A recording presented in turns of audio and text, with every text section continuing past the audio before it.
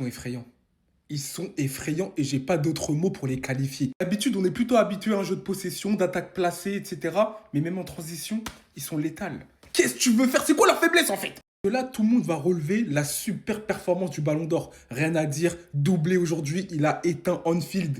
C'est une dinguerie. Parce que oui, ça n'a pas été facile pour le Paris Saint-Germain pendant toute la rencontre. Liverpool, ils ont eu un sursaut d'orgueil, ils ont tout fait pour éliminer le Paris Saint-Germain, ils les ont fait trembler. Mais au bon moment, quand Liverpool était au paroxysme de sa domination, le Ballon d'Or a ressurgi. Frappe à l'entrée de la surface, rangé dans un placard à côté des couteaux, des fourchettes et des cuillères. Il y avait le ballon de Dembélé dans le petit filet aussi.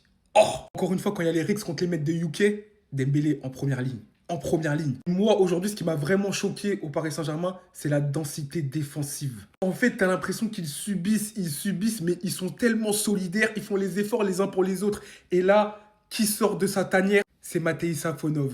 Quel match de Safonov, les gars. Sans lui, je pense que c'est possible que le PSG tremble plus. Marquinhos, tellement critiqué, mais quand ça pue maintenant, depuis l'époque de Thiago Silva, lui, il a appris de ses erreurs.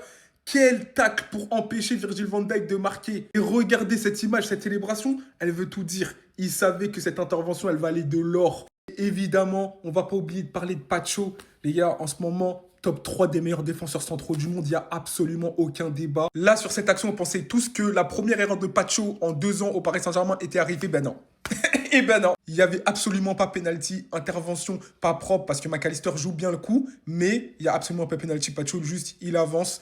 McAllister joue bien le coup, mais l'arbitre n'a pas été dupe. Très bel arbitrage. J'ai une pensée pour le Real Madrid et le Bayern Munich qui vont déjà devoir se battre là-bas entre eux pour aller encore se battre contre eux. Bon courage. On n'est pas là-bas. On n'est pas ensemble. D'habitude, on est plutôt habitué à un jeu de possession, d'attaque placée, etc.